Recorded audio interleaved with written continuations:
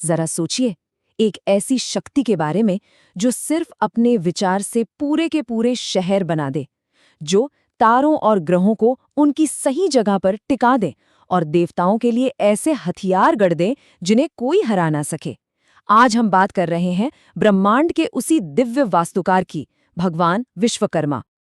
हम सब आज की इंजीनियरिंग और आर्किटेक्चर के बड़े बड़े कमाल देखते हैं, है ना? पर क्या कभी मन में ये सवाल आया है कि दुनिया का पहला इंजीनियर आखिर कौन रहा होगा? इस सवाल का जवाब ना एक जीती जागती परंपरा में छुपा हुआ है। हर साल 17 सितंबर को भारत के लाखों कारीगर, शिल्पकार और इंजीनियर्स अपने औजारों की पूजा करते हैं।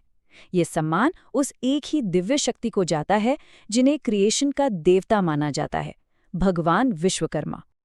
लेकिन उन्हें सिर्फ कारीगरों का देवता कह देना, ये तो उनकी कहानी का बस एक छोटा सा हिस्सा है। असल में उन्हें पहला दिव्य इंजीनियर क्यों कहा जाता है, इसकी वजह कहीं ज्यादा गहरी है। देखिए, हिंदू माइथोलॉजी में विश्वकर्मा सिर्फ कंस्ट्रक्शन के देवता नहीं हैं। वो उस अदृश्य शक्ति के प्रतीक हैं जो किसी भी आइडिया को, किसी भी सपने को हकीकत में बदल देती है, चाहे वो एक छोटा सा औजार हो या फिर देवताओं का कोई शानदार महल। और उनका काम सिर्फ धरती की इमारतों तक ही सीमित नहीं था।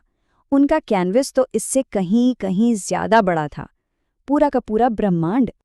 ये समझना बड़ा दिलचस्प है कि ब्रह्मा और विश्वकर्मा में आखिर फर्क क्या है। अगर ब्रह्मा ने यूनिवर्स को क्रिएट किया तो विश्वकर्मा ने उससे एक डिजाइन, एक मकसद और एक खूबसूरती दी।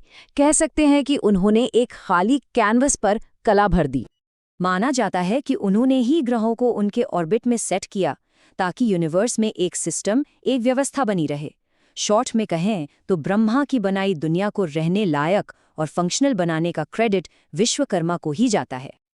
अच्छा, उनके ओरिजिन को लेकर ना कई अलग अलग मान्यताएं हैं। कुछ पुराणों के हिसाब से वे ब्रह्मा के वंशज और वास्तुदेव के बेटे थे। वहीं कुछ कहानियों में उन्हें सीधे ब्रह्मा का 7वां पुत्र बताया गया है। लेकिन इन सब में एक बात कॉमन है, उनका कनेक्शन सीधा क्रिएशन से है। अब आते हैं उनके काम पर।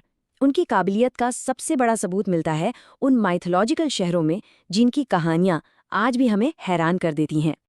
सबसे पहले बात करते हैं सोने की लंका की।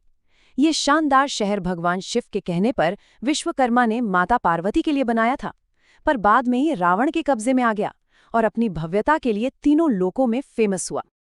और फिर थी द्वारका। जब भगवान कृष्ण को एक सेफ कैपिटल की जरूरत पड़ी तो विश्वकर्मा ने समंदर के बीच से जमीन निकालकर सिर्फ एक रात में, जी हां सिर्फ एक रात में, एक ऐसा शानदार और सुरक्षित शहर खड़ा कर दिया जिससे कोई भेद नहीं सकता था। ये उस जमाने की अर्बन प्लानिंग का एक अविश्वसनीय नमूना है। और फिर आता है महाभारत का इंद्रप्रस्थ। अरे ये कोई मामूली महल नहीं था, ये तो माया का, इल्यूजन का एक जाल था। यहाँ के फर्श ऐसे थे जो पानी की तरह दिखते थे और तालाब ऐसे थे जो समतल जमीन होने का धोखा देते थे। इसी माया सभा में दुर्योधन कंफ्यूज हुआ था, जो महाभारत युद्ध की एक वजह बना। लेकिन विश्वकर्मा की प्रतिभा सिर्फ बिल्डिंग्स और शहरों तक ही नहीं थी।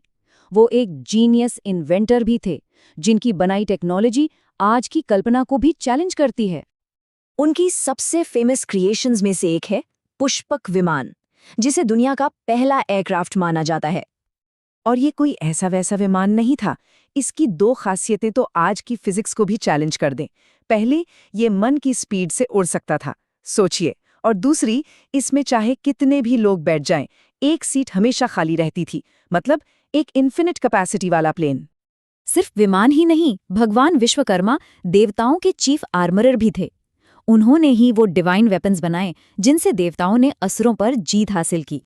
उनके बनाए हथियार तो देवताओं की पहचान बन गए, चाहे वो भगवान विष्णु का सुदर्शन चक्र हो जो कभी अपने टारगेट से नहीं चूकता, या फिर भगवान शिव का त्रिशूल जो पूरे ब्रह्मांड का बैलेंस बनाए रखता है।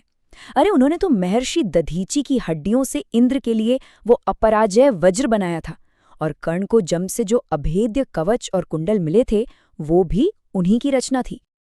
तो ये पौराणिक शहर और ये दिव्य हथियार, ये सिर्फ कहानियां नहीं है, ये हमें विश्वकर्मा की उस लेगेसी से जोड़ते हैं जो आज भी उतनी रेलेवेंट है।